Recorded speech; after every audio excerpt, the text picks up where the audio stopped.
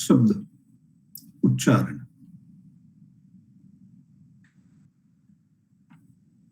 તો શબ્દનું ઉચ્ચારણ કેવી રીતે ભગવાન હોઈ શકે? શબ્દને કોઈ આકાર નથી. એકવાર તમે જેનું ઉચ્ચારણ કર્યું એ ઉચ્ચારણ તરત જ નાશ થઈ જાય. એટલે કે હું જે બોલું છું એની બીજી જ સેકન્ડે એ શબ્દને ફરી સાંભળવો હોય તમે સાંભળશો. અત્યારે મારી આગળ પારાયણ થયું, એને ફરી સાંભળવું છે તો અહીંયા આપણી સાથે જયભાઈ બેઠા છે ને જયભાઈ હોશિયાર છે. આપણે કહીએ ભાઈ તો રેકોર્ડ કર્યો છે, પૂરું કરો, હમણાં ગૂગલ પર સંભળાશે.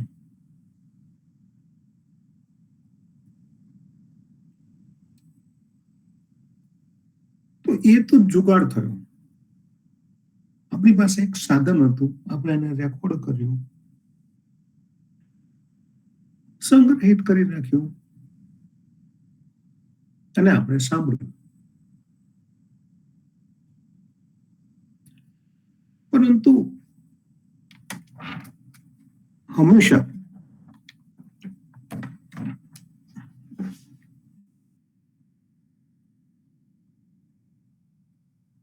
એ શબ્દને પકડવું આપણા જ અવાજમાં, આપણા જ અર્થમાં એ સંભવ નથી, એ શક્ય નથી.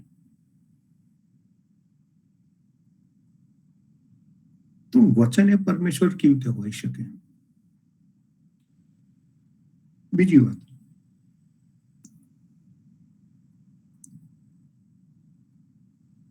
જેને તમે સનાતન કહો છો, સનાતન ધર્મ કહો છો, સનાતન પરંપરા, તો એમાં સૃષ્ટિની ઉત્પત્તિનો ક્રમ, કયા દેવતાએ ક્યારે કેવી રીતે ક્યાં ક્યાં ઉત્પન્ન કરી, એની અનેક વાર્તાઓ આપણી પાસે છે.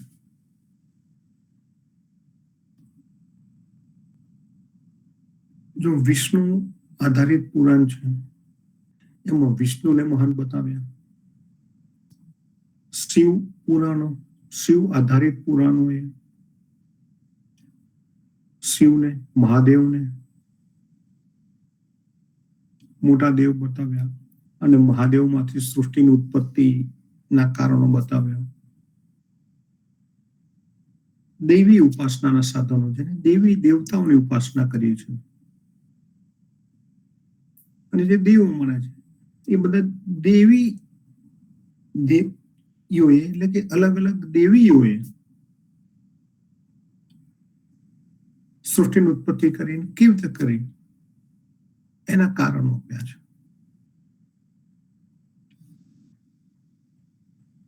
કેટલાક એવું પણ લોજિક આપે છે કે સૌથી પહેલા ઓમ શબ્દની ઉત્પત્તિ થઈ અને એ ઓમ ઉત્પત્તિ થઈ એના ધ્વનિથી સૃષ્ટિ ઉત્પન્ન થઈ. અને ગૂગલમાં જો તમે આજે સર્ચ કરશો તો એવા કેટલા વિડીયો ઉપલબ્ધ છે ગૂગલમાં કે ત્યાં આ બ્રહ્માંડ, સૃષ્ટિ, એમાં કયો અવાજ સતત ચાલી રહ્યો છે તો તમને ઓમ સંભળાવશે. એના કારણો એ આપશે કે આ રેકોર્ડ કોને કર્યું, કે ત્યાં તો ટેપ રેકોર્ડર કોઈ મોકલ્યું નથી, આપણા જયભાઈ ત્યાં ગયા નથી,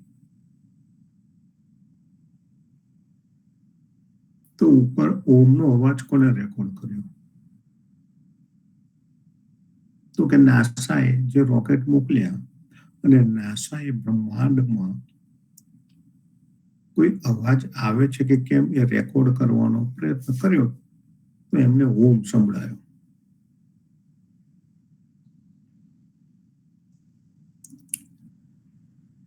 આ બધી ફેંકાફેંક છે. અને આપણે બહુ ફેંકાફેંક કરી. એવો બ્રહ્માંડમાં કોઈ અવાજ નથી. અને ઓમનો અવાજ નાસાને સંભળાયો નથી. સંતો આપણે અમેરિકા જેવા આધુનિક દેશમાં રહીએ છીએ, જ્યાં નાસા છે, જ્યાં વિજ્ઞાન છે. અને વિજ્ઞાન સાચા પુરાવાને આધારે ચાલે છે. તો એવા કોઈ શબ્દથી સૃષ્ટિની ઉત્પત્તિ થઈ હોય એવો કોઈ આધાર આપણી પાસે નથી. આ પહેલી વાત.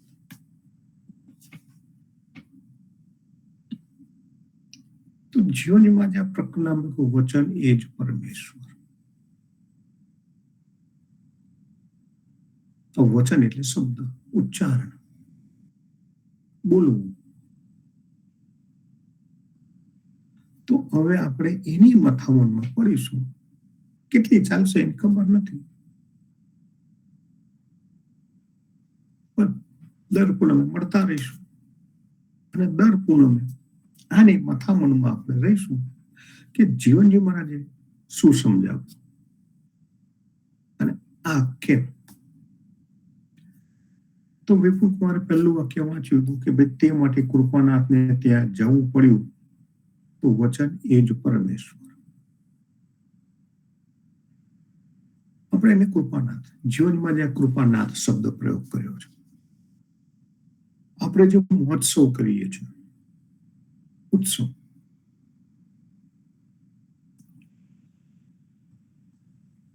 એ રામનવમી હોય, જન્માષ્ટમી હોય, તો એ ઉત્સવને કૃપાનાથના મહોત્સવ કયા છે.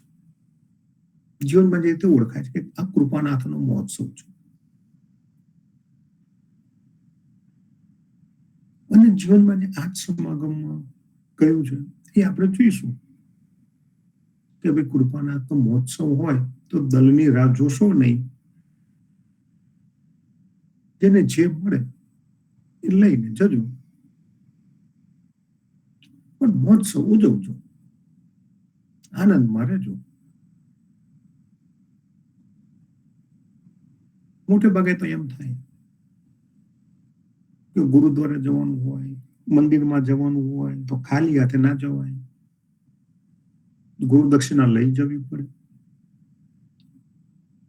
ગુરુઓને શું ફાવે, શું ભાવે, ભગવાનને શું ભોગ લગાવવાનું, એની બહુ લાંબી યાદી હોય છે, લાંબુ લિસ્ટ હોય. ધન જોઈએ, પૈસા જોઈએ, સંપત્તિ જોઈએ, અબલમ બબલમ બધું બહુ જોઈએ. હોમ હવન કરવાના હોય તો એની સામગ્રી જોઈએ. જીવનમાં જે એમ કહ્યું કે કૃપાનાથનો મહોત્સવ છે, દલની રાહ જોવાની નહીં. દલ એટલે કે આમંત્રણ. કોઈ પત્રિકા આવે નહીં, અને આપને મળે એટલે લઈને જજો, અને ના મળે તો ખાલી હાથે જજો, પણ જજો. અને આ પરંપરા નું આપણે પાલન કરીએ છીએ. ક્યારેય આમંત્રણ પુણ્યથી આવ્યું નથી. ક્યારે કોઈનું ખિસ્સું ચેક કરીને જોયું નથી કે ખિસ્સામાં કેટલું લઈને આવ્યા. તમે પણ જઈ આપણી મારી સાથે અહીંયા અત્યારે મને સ્ક્રીન પર 35 પરિવાર દેખાય છે. ભાગ્યે જ કોઈ પુણ્ય દઈ આવ્યું હોય, એવું ભાગ્યે જ કોઈ હશે. તો કોઈ દિવસ ખિસ્સું ચેક કર્યું ના, તો એની વાત નથી. તો જીવનમાં જે આપણે એને કૃપાનાથ કહ્યા. થોડી ઘણી વાતો આપણે પાછલા પ્રકરણમાં એની કરી હતી.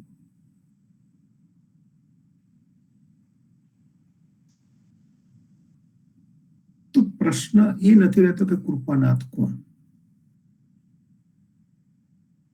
પાછળ આપણે જોઈ લીધું કે ભાઈ એને કોઈ આકાર નથી.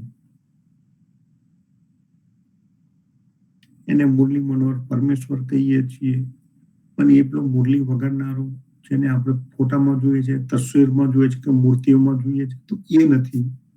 એની પણ મેં વાત કરી નાખી હતી. તો હવે એ પ્રશ્ન શંકા આપણા મનમાં રહી નથી કે ભાઈ પ્રશ્ન એ નથી તો કૃપાનાથ કોણ, કારણ કે પાછલા પ્રકરણમાં આપણે જોઈ લીધું.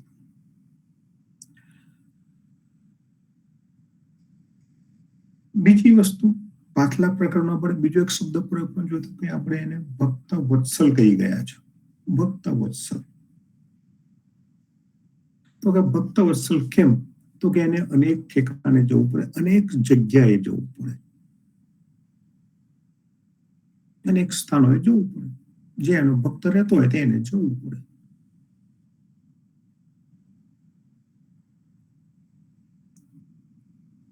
તો જવું પડે તો જાય કેવી રીતે? પ્રશ્ન આવે કે ભાઈ જાય કેવી રીતે? તો આપણી મીટિંગમાં આવે ખરા કે ભાઈ આપણે ભક્ત મિલન છે, તો અહીંયા આપણે 35 જણ બેઠા છે, તો 36મો ભગવાનને આવવું જોઈએ ને, આપણે બોલાવીએ કે ભાઈ તું આવી જા, તું આવે ખરો કે ના આવે? મેં મારા ઘણા પ્રવચનોમાં કહ્યું છે કે ભગવાન આપણા દ્વાર પર આવીને ઉભો થઈ જાય તો આપણે ઓળખીશું ખરા? અને આપણને વચન માંગવા કે ચાલો હું તમારી પર ખૂબ પ્રસન્ન થઈ ગયો, તમે છેલ્લા 5 વર્ષથી ભક્ત મિલનમાં નિયમિત જોડાવ છો, ક્યારેય બ્રેક પાડ્યો નથી, તો માગ માગ માગ, તો આપણે શું માગીશું? સંતો હમણાં કેટલાક દિવસથી કઠા ઉપનિષદ પર મારા રોજ પ્રવચન આવે છે, અને એનો વિષય આ જ છે, યમ અને નચિકેત વચ્ચેનો સંવાદ. યમ એટલે કે મૃત્યુ, યમરાજ. તો મૃત્યુ અને જીવન એમ કહી શકાય. નચિકેતા એટલે જીવન છે, અને યમ એટલે મૃત્યુ. જીવન અને મૃત્યુ વચ્ચે સંવાદ હોઈ શકે ખરો? એ કેવી રીતે સમજવું છું? જ્યાં મૃત્યુ છે ત્યાં જીવન નથી, અને જીવન છે ત્યાં મૃત્યુ નથી.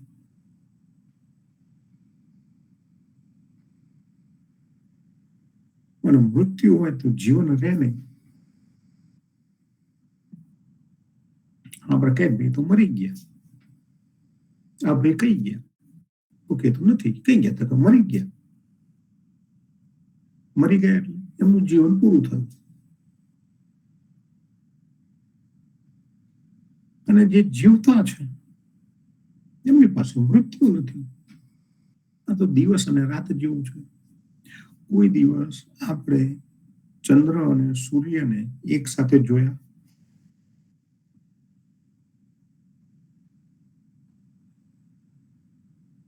જ્યારે સૂર્ય આવે ત્યારે ચંદ્ર જતો રહે, ચંદ્ર આવે ત્યારે સૂર્ય ના દેખાય,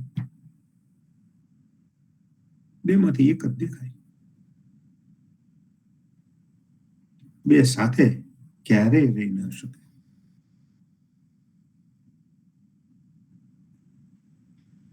એની વાત તો આપણે ઉપનિષદમાં કરીશું.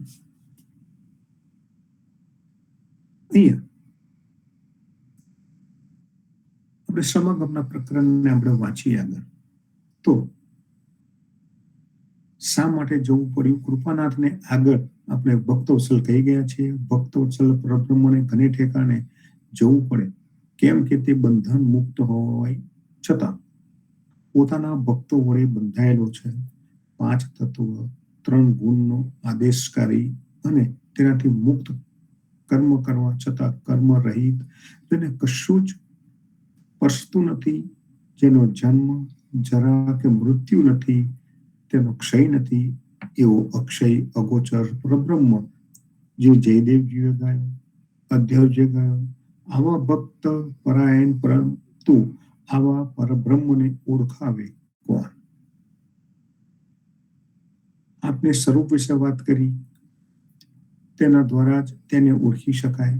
અજાણ્યા માર્ગે જનારો વારંવાર ભોમિયાને જેમ પૂછતું ફરે તેમ આવા ભોમિયા વડે પ્રેરાઈને દોરવાઈને જે તેના સાચા ગંતવ્ય માર્ગે આગળ વધે છે.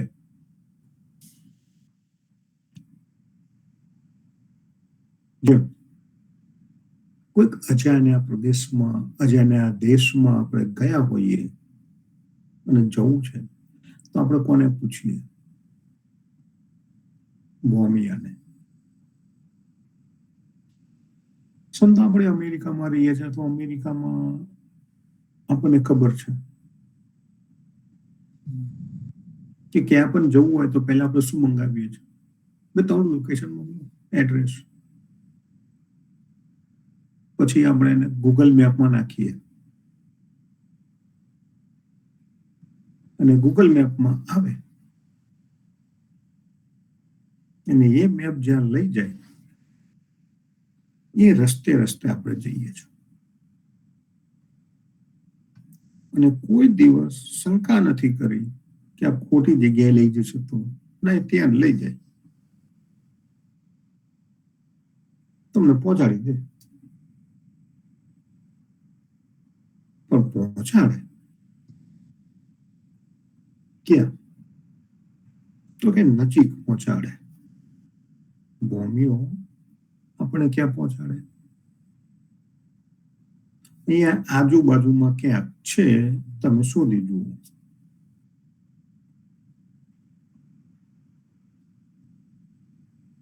સમજે? અહીંયા આજુબાજુમાં ક્યાંક છે, શોધો. પાછું ત્યાં જઈને તો જાતે આપણે જ શોધવાનું છે. ત્યાં સુધી પહોંચાડી શકે. એટલે કે જીવનજી મહારાજે જે વાત કરી હતી એ વાત છે કે ભાઈ આપણે ભોમિયાને પૂછીએ તો ભોમિયો નજદીક એકદમ નજીક પહોંચાડી દે કે જ્યાં તમે આજુબાજુ ફાંફા મારો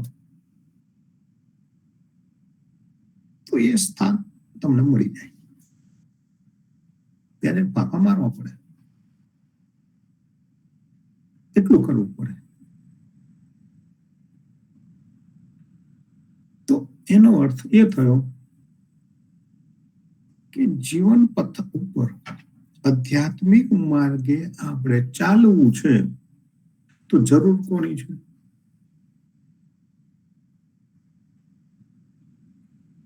ભોમિયાની. કે જે ભોમિયો છે એની જરૂર છે.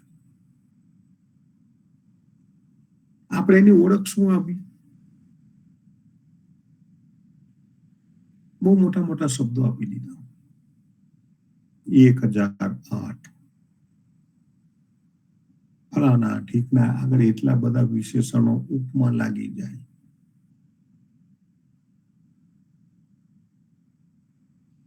પછી આપણે એને ગુરુ કહીએ, ગુરુ માતા કહીએ, દેવી કહીએ, દેવતા કહીએ, કેટલાક ભગવાન થઈ ગયા. આ બધું થઈ ગયું.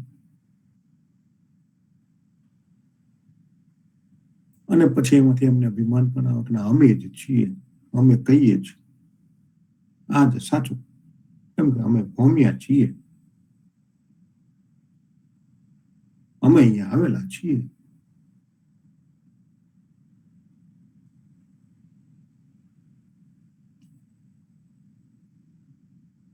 આવ્યા છીએ, ભોમિયા છીએ એનો મતલબ આ ગૂગલ મેપ જેવું છે. તમને નજીક પહોંચાડે પણ પછી આજુબાજુ ક્યાં છે એ તમારે મારે શોધવું પડે. ભાઈ,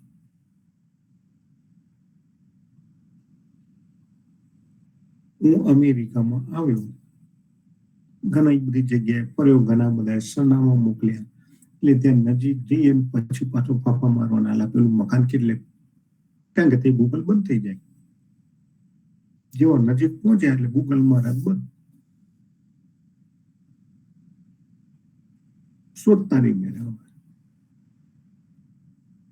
ઘણી વખત એવું બને આજુબાજુમાં જ હોય અને નજીક જતા પેલા બંધ થઈ ગયું હોય એટલે બે ચાર ઘરમાં પાપા મારવા પડે કે સાચો નંબર કયો લખેલો તો દેખાતું નહીં આવે.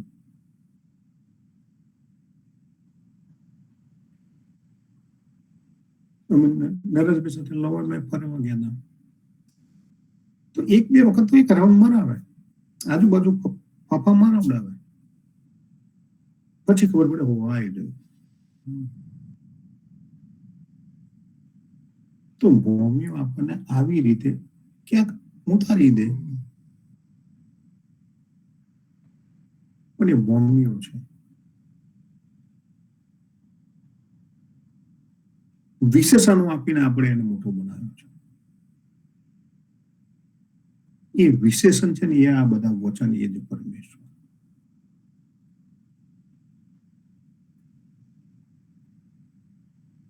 પણ જીવનજી મહારાજે બહુ વિચારપૂર્વક, સમજણપૂર્વક, સ્વયંમાં સમજણપૂર્વક આપણને વાત કરી છે અને બીજાને પણ સમજણપૂર્વક આગળ વધવાની વાત જીવનમાં જે આપણને બતાવી છે. આપણે સૌ આધ્યાત્મિક માર્ગે, ભક્તિના માર્ગે દોરવાઈને આગળ વધવું છે. તો કે છે કે તેમ આધ્યાત્મિક ભક્તિના માર્ગે આગળ વધનાર સદગુરુની ભૂમિયાના સહારે આગળ જાય. સદગુરુ ગુરુના સહારે બળ વડે પરબ્રહ્મને ઓળખી શકાય છે. ભારતની ભૂમિ ઉપર સંતો મહંતોએ ગુરુ શિષ્યોનો ઘણો મહિમા બતાવ્યો. કબીર, મીરા, નરસિંહ વગેરે ભક્તો પણ આ ગુરુ શિષ્ય સંબંધોનું વિસ્તારપૂર્વક વર્ણન કરે છે. પાછલા પ્રકરણો એની ચર્ચા કરી છે, આપણે અહીંયા જરૂર નથી.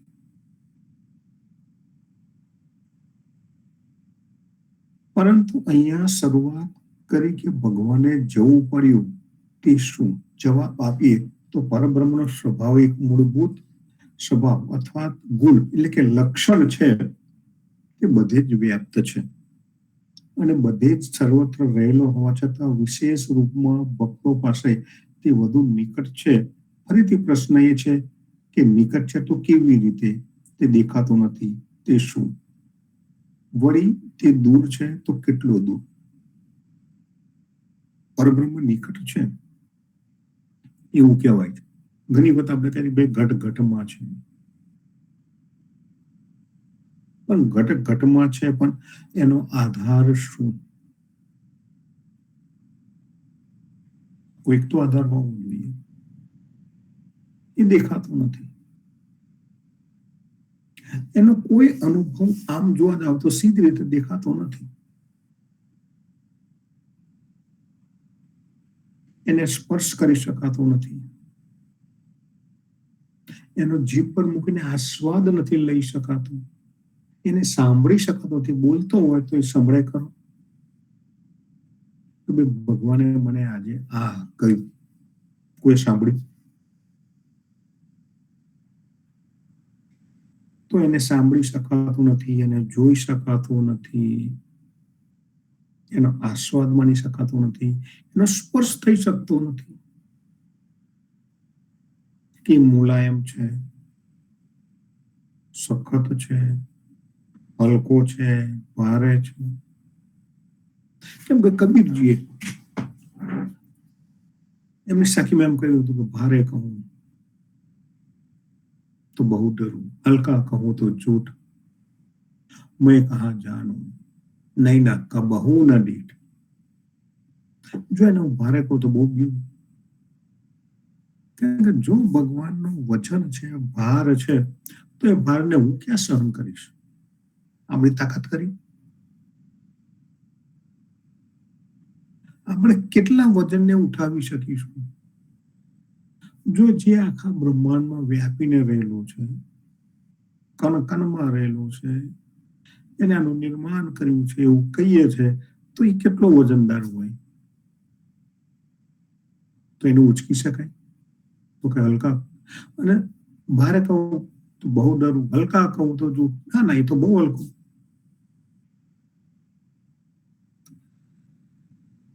તલા ભલા માણસ જેને 50 મણનો પથરો બનાવ્યો, 50 મણની વાત જવા દો, 2 મણનો પથ્થર બનાવ્યો, આટલો મોટો વજનદાર પથરો જેને બનાવ્યો એના કરતા હલકું. આપણાથી તો 2 કિલોનો પથરો ઉચકવો હોય તો બે વખત વિચાર કરીએ, ઉચકાશે, પડશે તો ટાંટીઓ ભાગી જશે. તો કબીર એમ કે છે કે હલકા કહું તો જૂઠ, મેં કહા જાનું, નહીં નાખા બહુ ના દીઠ. એને એવી રીતે તમે વર્ણન ના કરી શકો.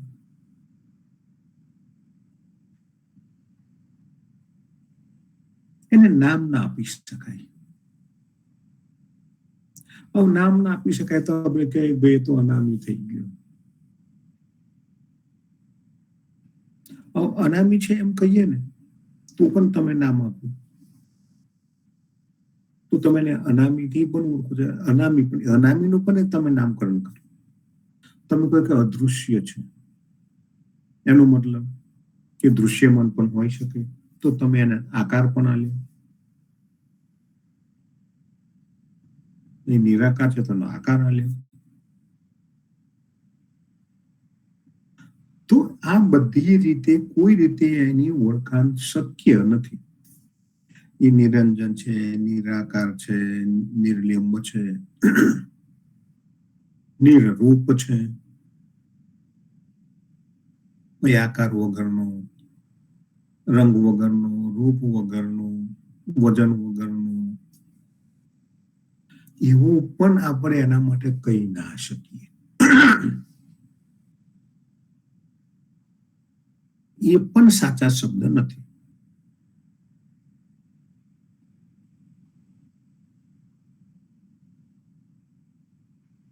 તો હવે તો મામલો વધારે ગૂંચવાય. તો કેવું શું? મામલો ગૂંચવાયો. આકાર કહી દીધો હોય તો બહુ સહેલું હોય કે ગમે તેવું એક ચિત્ર દોરી દઈએ અને એને ભગવાન બનાવી દઈએ તો એની પૂજા કરવાની બહુ સહેલી. બીજી કઈ મગજમારી નહીં, કોઈ ઝંઝટ નહીં, કોઈને પૂછવાનું નહીં. શું કરો છો? તો કે અમે તો ઠાકોરજીની સેવા કરીએ છીએ. શોધવાની જરૂર પડે ખરી? ઠાકોરજી કમ થકે બેઠા જ છે. ઠાકોરજી બેઠા જ છે. કદાચ દરેકના ઘરમાં ઠાકોરજી છે, ઘણા બધાના ઘરમાં ઠાકોરજી છે. એને શું કરીએ છીએ? તો કે ઠાકોરજીની સેવા કરી. બહુ સહેલું. ઠાકોરજીના નામ પણ છે. કોઈ વિષ્ણુ આધારિત નામ આલ્યું છે, કોઈ શિવને શિવ બાબા કીધા છે, માતાજી કીધા છે, અંબા માતા, કાળકા માતા, દુર્ગા માતા, જે માતાને માનતા હોય. આ મહાદેવ, આ નીલકંઠ મહાદેવ ને આ મહાદેવ ને પેલા મહાદેવ ના પાતાલેશ્વર મહાદેવ, આ ત્રંબકેશ્વર મહાદેવ ને આ ભગવાન ને પેલા ભગવાન.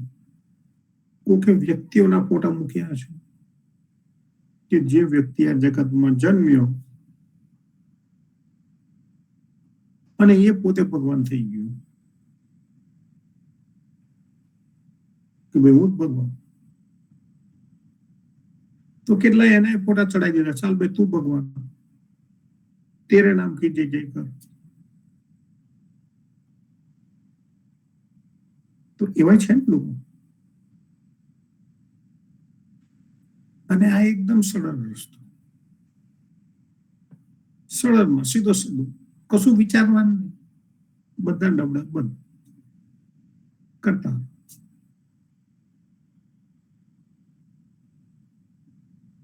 નિરાકારમાં આવ્યા કે ભાઈ ભગવાન નિરાકાર છે.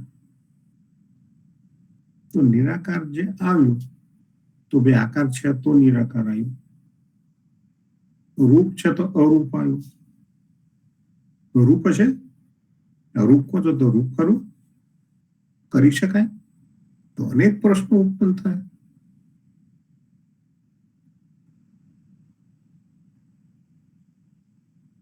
તો રૂપ કહીએ, અરૂપ કહીએ, તો રૂપ કહીએ તો સાત, અરૂપ કયું, નિરાકાર કયું, નિરંજન કયું, નિર્લેપ કયું, તો ઉલટો પ્રશ્ન તો ઓર વધારે પૂછવો એમ.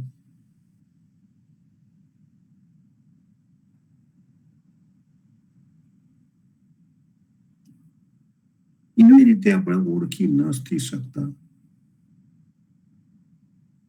આકારે આનંદ, નિરાકારે નિર્ધાર. એવું જીવનમાં જે આપણે સાખ્યોમાં પણ આપણે જોયું હતું. તો આકારે આનંદનો મતલબ કે ભાઈ ભગવાનની એક મૂર્તિ બનાવી દીધી, એક ફોટો બનાવી દીધો, એક ના બદલે આપણે 10-15 બનાવી દીધા, ભગવાનના તાકામાં લાઈ મૂકી દીધા.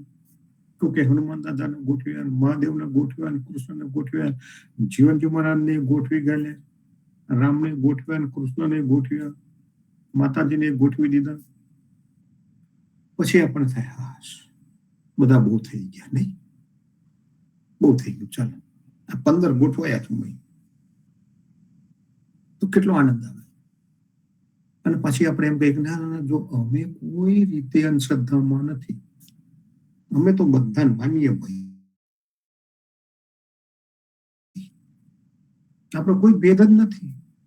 ભેદ તો તમારી પાસે, ભાઈ આ ભગત છે, આ પેલો છે, આ બાલીનાથનો, આ બીજા ધર્મોને, અમે તો બધા માનીએ ભાઈ, કે કેટલો આનંદ આવે. હવે ના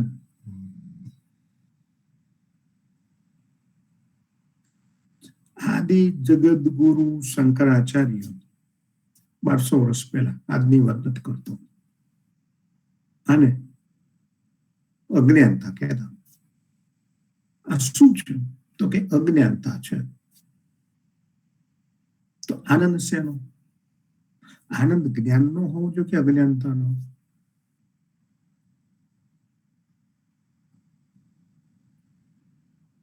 આનંદ જ્ઞાનનો કે અજ્ઞાનતાનો?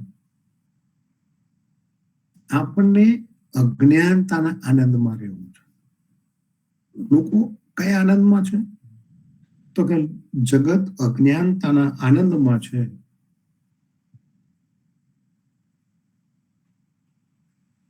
આપણે એને આનંદ કહીએ છીએ. ખરેખર એ અજ્ઞાનતા છે, એ બંધન છે. બંધન કોઈને જોઈતું નથી, બધાને મુક્ત થવું છે, મોક્ષ જોઈએ છે, મોક્ષ, મુક્તિ. અને પડ્યા છે ક્યાં? બંધન. તો આપણી દશા એવી છે કે આપણે પડ્યા છે બંધનોમાં, જોઈએ છે મુક્તિ.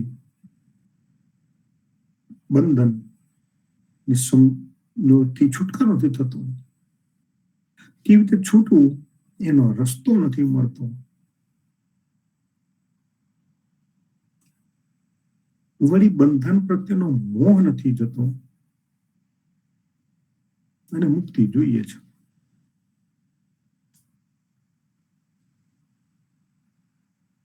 એટલે પેલા યમ અને મૃત્યુ જેવું છે. યમ અને નચિકેતા,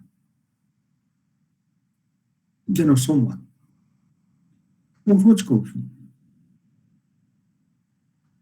રોજ એ સંવાદ ચાલે છે. જે જોડાતા હશે જેને ખબર હશે, યુટ્યુબમાં મારી ચેનલમાં રોજ આવે છે.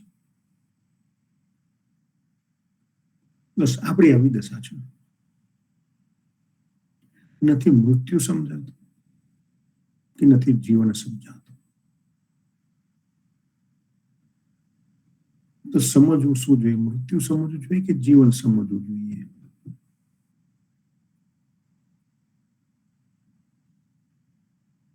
સમજણ શેની હોવી જોઈએ? મૃત્યુની કે જીવનની?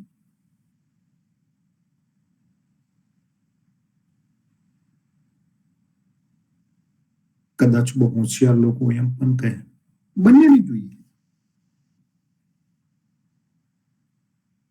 તો જવાબ ખોટો છે.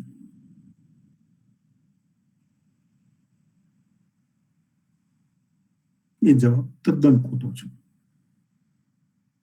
એ અજ્ઞાનતા છે. શંકરાચાર્યની ભાષામાં કહું તો એ અજ્ઞાનતા છે. તો સંતો સમજણ કોની હોવી જોઈએ? બીજી રીતે પૂછો.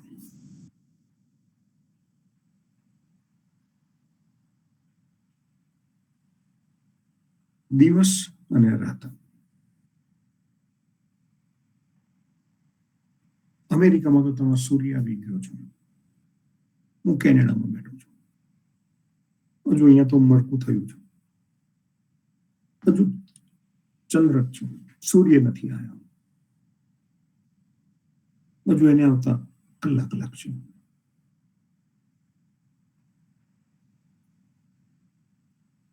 તમારા મારી વચ્ચે 3 કલાક ભેદ છે. મેં આગળ કહ્યું હતું કે જયારે સૂર્ય આવે ત્યારે ચંદ્ર જતો રહેશે. હવે ચંદ્ર જવાની તૈયારીમાં છે. અહીંયા તમારે ત્યાં જતો રહ્યો.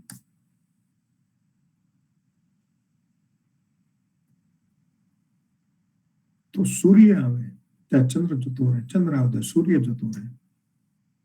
હવે મારે બે માંથી કોઈને જાણવું છે તો કોને જાણવું? સૂર્યને જાણવું જોઈએ કે ચંદ્રને?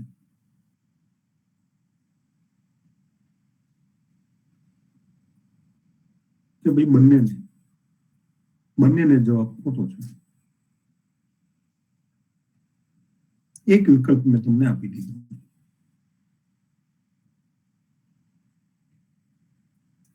બંનેને જાણવા ખોટા છે. તો માત્ર 2 વિકલ્પ રહ્યા. વિચારી લેવું અને પછી આ રેકોર્ડિંગ મુકાશે યુટ્યુબમાં. હમણાં આવી જ જશે, પૂરું થશે એટલે. અને શક્ય હોય તો એના કોમેન્ટમાં લખજો કે કોને જાણવું, સૂર્યને જાણવું કે ચંદ્રને.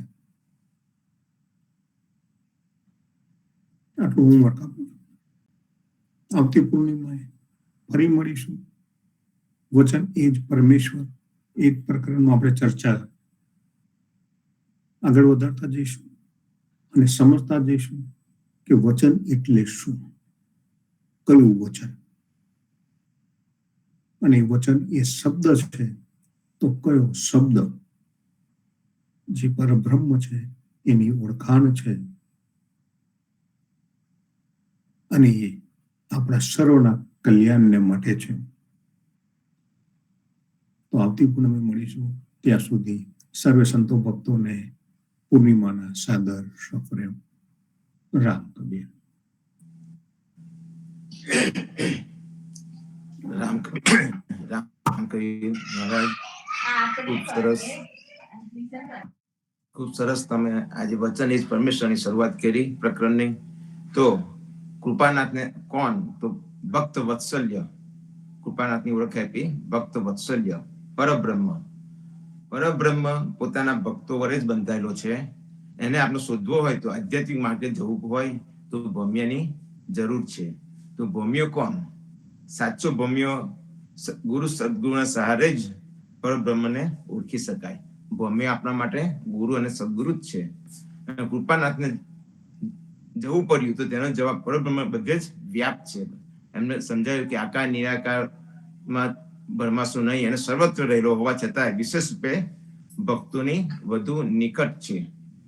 આમ ગુરુના વચનો વડે જ પરબ્રહ્મને જાણી શકાય કે ઓળખી શકાય.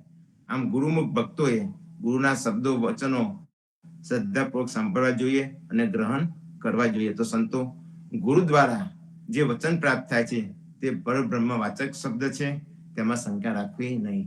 સર્વ સંતો ભક્તોને રામ કબીર. સાંજે પાછા સંધ્યા આરતીમાં મળીશું. રામ કબીર. સર્વે સંતો ભક્તોને પ્રભાતના પ્રેમ. રામ કબીર. રામ કબીર. રામ કબીર. રામ કબીર. રામ કબીર. સર્વે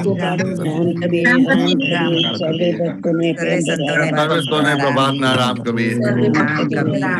મહારાજને રામ કબીર. રામ કબીર. સર્વે સંતોને રામ કબીર. રામ કબીર. રામ કબીર. રામ કબીર. રામ કબીર. રામ કબીર. રામ કબીર. રામ કબીર રામ રામ